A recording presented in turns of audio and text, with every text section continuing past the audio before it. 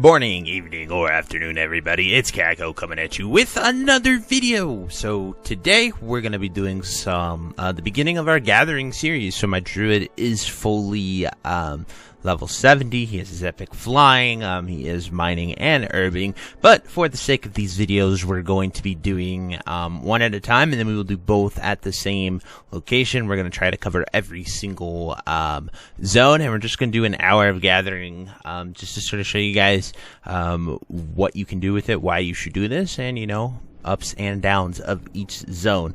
So important things that you guys should have is 1, a riding crop, and 2, epic flying.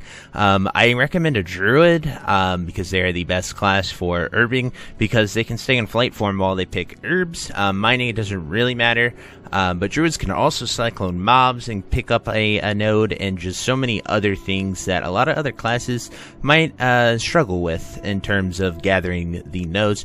Unfortunately, at this time in phase 1 of TBC, flight form is just the normal slow flying. There's no way to get the epic flight form at this time. Kind of sucks, but anyway, this will sort of, let you justify doing it on any class.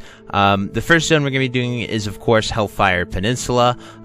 For this, we're going to start here in chat. I'm going to run up here at the ruins of Shinar. We're going to do a circle like this. We're going to go down through here, hitting every single fell iron deposit. We're going to come up here, then we're going to go through the middle right here, then we'll go over the pools of Angonar, get all these other nodes, and then we will go through the middle again, and we will restart our route. So that is the route that we're going to be doing. Some benefits of Hellfire Peninsula opposed to others is there's only fell iron, so you're only going to be getting that, and while fell iron might be lesser than adamantine because you can't get it, fell iron is the only one that drops motes of fire, which, as you guys probably have seen, primal fire is the most used primal, mages crafting their gear, and is generally the most expensive one. So that is super important for you guys to keep in mind while we're going to be out here doing it. So we're going to start our clock now, looking for these. If you do start from somewhere else that isn't chat, I would still recommend that pathing that I showed you. We're using Gathermate to sort of show all of the nodes, and yeah, that's pretty easy to set up. You just get Gathermate and Gathermate 2 data. Most of the data is imported and shared pretty frequently. My data is a mix of both my own and the import. So as you can see, someone is mining here. You actually can just land and sort of mine them. Some people sort of look down on that and think it's a bit rude, but that is whatever you want to decide on that. We're here to make money, not necessarily give other people things. If you encounter some people that are very, very rude about it, something that you can do is actually turn off your auto looter, and you can sit on the node and not loot it. That's up to you. Like I said, I just wanted to show you that you could do that. I generally, if I see someone on it, I will not land and grab it. But some servers just really depends on what you want to do or what you're doing. Anyway, we're gonna run this loop for an hour, guys. Sort of show you what we get node wise, how much ore we end up receiving, motes, things like that, and the best uses of it. So that's pretty much everything that I got for you on the just basic mining and what you should do with it. And yeah, anyway, we're gonna continue to farm as much fell iron as we can. So I will see you guys at the end. Voop. Alrighty, guys, so we have finished our 1 hour loop here.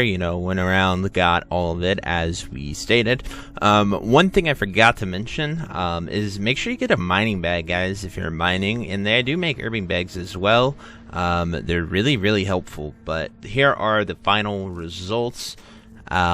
We looted about 2.5 gold in just killing mobs. We had to kill 49 mobs total, because in TBC, when you hit a node, mobs aggro to you and they completely ignore a level, and it's pretty much about the same normal radius of fighting a mob that is the same level. If they're within that node, when you hit it, they will come to you. This is true in the open world and dungeons as well, so you got to be careful of that. It came out to about 134 gold, and that's pretty freaking decent.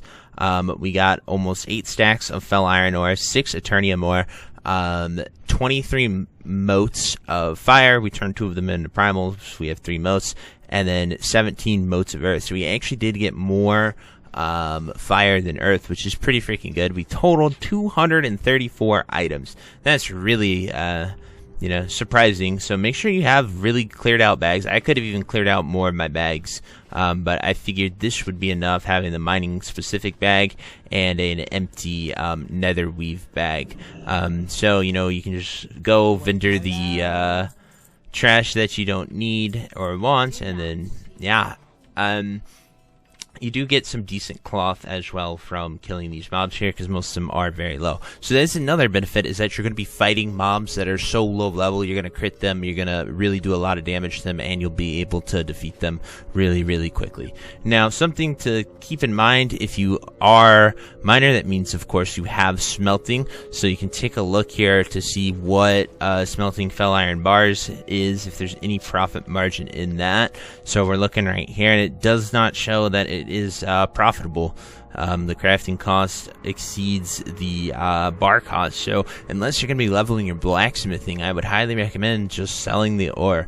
If you're kind of a gambler, if you so want to do this, you can actually prospect to this ore if you have a jewel crafter. I believe the jewel crafter needs to be at least 275 in order to prospect the TBC ores. I'm not entirely sure. That is what it is for enchanting.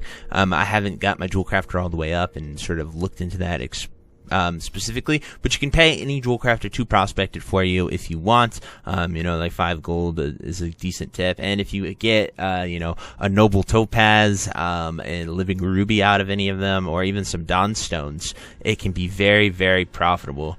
But it is essentially gambling it. But it's about 9 gold for a stack of ore. That gives you 4 tries at any of those things. Some of the green gems do sell, but if you're not getting any of these good gems, like a dawnstone right here is 26 gold.